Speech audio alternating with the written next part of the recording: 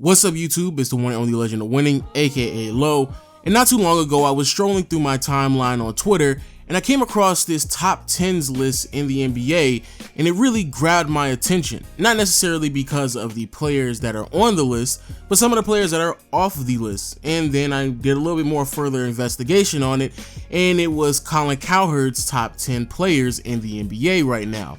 And I'm always skeptical on people such as Colin Cowherd, Nick Wright, Skip Bayless, because I thoroughly understand, they have a job, they have to up their ratings, and whatever cost that may come, they have to do so because, that's how they stay on TV. However, the one thing that I definitely will not stand for is inconsistency and blatant lies. For example, not too long ago, Nick Wright, after the loss in Game 5 against the Boston Celtics and the Cleveland Cavaliers, Nick Wright straight out lied on Twitter and claimed that LeBron James led both teams in points, rebounds, and assists, which is factually incorrect, as Terry Rozier led both teams in assists and Al Horford led both teams in rebounds. And not only was it a lie, but he went on to further omit the truth, which was that LeBron, in one of the statistical categories he led both teams, was turnovers, yet that for whatever reason didn't make the tweet. And the reason why I'm pointing this out is because, again, I want people to consistently challenge people when it comes to their opinions, not necessarily because we can't have opinions, but the reasoning and the facts that come behind it. And so I'm saying all of that to go back to the Colin Cowherd's top 10 list that he posted up on his ridiculous, abysmal, horrific show not too long ago, and it's just probably one of the worst top 10s I've ever seen in my life. I don't get this sort of ambiguous triple-double, this stat. The best basketball player in the world is LeBron James. LeBron James. He does more things at an A level than any player that's ever played the game. He's an A passer. He is an A finisher. By the way, there are a lot of games he's an A rebounder or an A shooter. Okay, right out the gate, LeBron being the best player in the NBA makes sense. I have no problem with it whatsoever. And I like how Colin Cowherd entered his top 10 by giving some type of reasoning, or at least explaining how he will be judging some of the players. No ambiguous measurements such as triple doubles, even though I would say that triple doubles aren't really that ambiguous, but to continue to say that LeBron James, he gives you the most things at an A+ status, I'm completely fine with that, even though we would disagree on a few things, because I feel like a certain other players such as Anthony Davis or even Kevin Durant play a higher level on the defensive end more consistently than LeBron does. But hey, nevertheless, I understand his rating, I understand the reason for it, and if it's not going to be ambiguous, we more than likely should see some consistency on how he rates some of these players. But oh yeah, that's probably not going to happen since, it's Colin Cowherd. The second best player is Kevin Durant. Kevin Durant is the greatest shooter of his size in basketball history on the planet. There has never been a 7-footer that can not only shoot a three, can shoot a mid-range jumper. Dirk, the 7-foot German that's still in the NBA, that pioneered 7-footers that shoot the basketball from the mid-range to the three-point line. I mean, he's still in the NBA, so I don't know how you forgot about him. But again, even beyond the fact that he just completely forgot about Dirk, you sat here and said in the beginning of the video that you weren't going to be measuring these players with any ambiguous, random, miscellaneous numbers or stats or reasoning. But to sit here and say that Kevin Durant is the second best player in the NBA solely off of the fact that he's the best, not just shooter, but 7-foot shooter, that's pretty random, miscellaneous. A vague, I can't quite figure out, gray, fuzzy statistical compilation. Anthony Davis is the third best basketball player in the world. He is the most athletic center in basketball, and I would say basketball history. He is an elite shot blocker. He is an elite rebounder. He's an elite finisher at the rim. He's an elite defender. Now, I hate to be this guy, but let's be clear here. The reason why LeBron is number one, and please correct me if I'm wrong, the reason why he's number one is because you were able to list off multiple things that he did extremely well at an A-level status. And then when it comes to Anthony Davis, you list off multiple things as well. Great athleticism, great rebounder, great defender, but he's third. And then the man in the middle, Kevin Durant, the only thing that you listed off for him was that he's a great, not just shooter, a 7-foot shooter. So by your own metric, shouldn't Anthony Davis be ahead of Kevin Durant? But again, you don't like those miscellaneous, random, ambiguous stats. And so again, by that standard, Anthony Davis should be 2 because, if anything, athleticism, rebounding, and defense is definitely less ambiguous than being a 7-foot shooter. But again, by your own metric, there's no way you're going to put anybody in your top 10 based off of some random miscellaneous. Not some stat derived from, I want my guard to rebound. Ben Simmons. Oh, you don't like it, do you? You do realize at a 6'10 point guard, he has the best size, he's the best rebounder, he has the best size, he's the best rebounder, he's the best rebounder, he's the best rebounder, he's the best rebounder, he is specifically the best defender, he has the best vision and the best rim finisher of any point guard in the NBA. And he's 20. Joel Embiid got hurt late in the year. They went on a 6-game winning streak. Not some stat derived from, I want my guard to rebound. Now let's pause here for a second and let's soak in how ignorant Colin Cowherd is, because Jesus, that was just the most ridiculous statement you've ever heard in your life, right? But trust me when I say by the end of this video, it's definitely going to get worse. Colin Cowherd, you just sat there and said that you don't like it when guards rebound. That's just some ambiguous, miscellaneous stat. But then you praised Ben Simmons for being the best rebounding point guard in the NBA.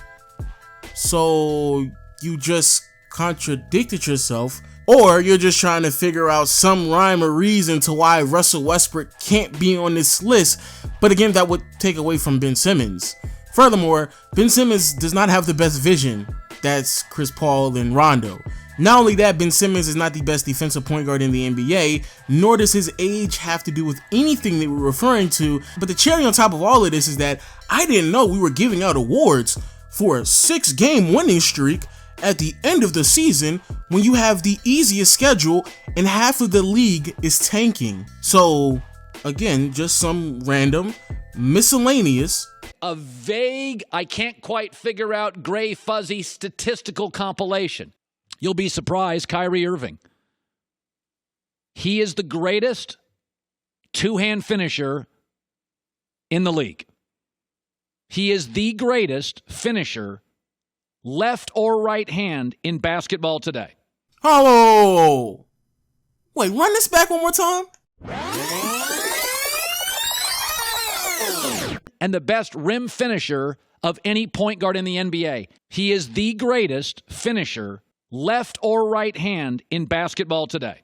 You literally just sat there and said that Ben Simmons is the best finishing point guard in the NBA, but then turned around and claimed that Kyrie Irving is the best finisher in the league with both hands.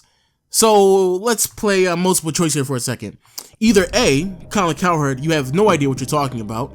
B, you're contradicting yourself in your own video. Or C, your numbers are so random, miscellaneous, ambiguous that you're using numbers that Ben Simmons finishes 74% from the field when he's 0 to 3 feet from the rim, compared to Kyrie Irving, who just finishes great with both hands, despite the fact that he too was a guard as well, which sounds extremely unclear, which means that my final answer is D, all of the above. Klay Thompson, think I'm crazy? He is the best player in the world at his position in two things: shooting and defense.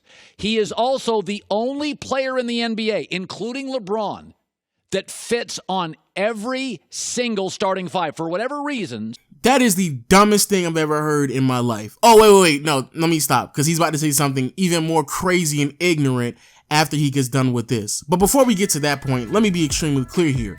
Klay Thompson, being the greatest 3-and-D player, not in the NBA, but at his position, is more ambiguous than Russell Westbrook having double digits in 3 of the 5 major statistical categories to average a triple-double.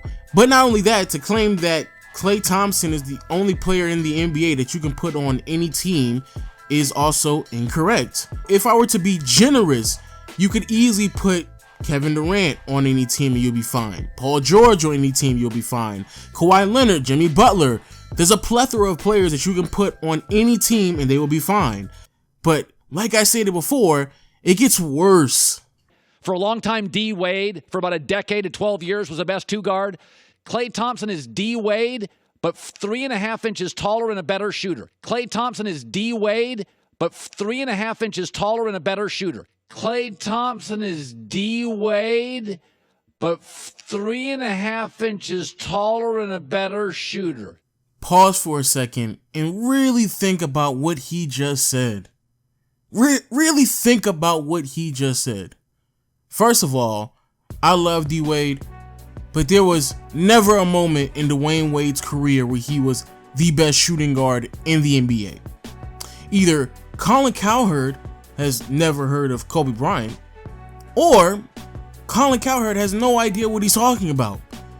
But to say that D. Wade, who's been in the NBA for 15 years and has only received 8 All-NBA team selections, which is still a lot, but to put it in the context of being the best shooting guard in a 10 to 12 year stretch with only 8 All-NBA team selections, how is that possible? But then to follow that statement up by saying that Klay Thompson is just a D. Wade with 3 inches taller and a jump shot from behind the arc. Like, are you stupid? Are you dumb, fam?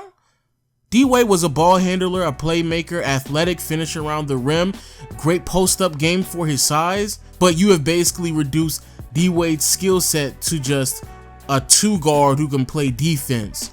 And if he was 3 inches taller and had a jump shot that ranged from the 3-point line, then he would be Klay Thompson. So Colin Cowherd and Skip Bayless and Nick Wright, the only thing I ask of you all, because I know I can't ask too much, because you got to keep making that money, you got to keep doing those things that are clickbait. The only thing I ask of you all is to do better.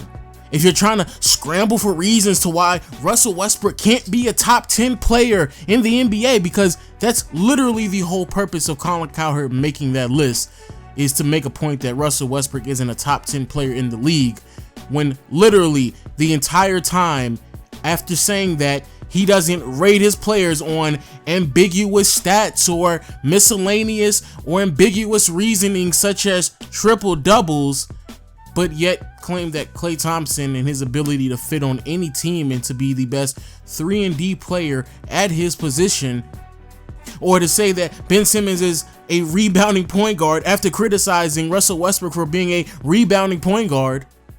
Yeah, it doesn't really make too much sense, huh, Colin Cowherd? So stop being a joke, because you're definitely a joke. You're a clown. You're a buffoon behind a microphone that for whatever reason has a job. But gain some integrity, put some pride in what you're doing, do the research, and come up with some better hot takes, because your shit is cold.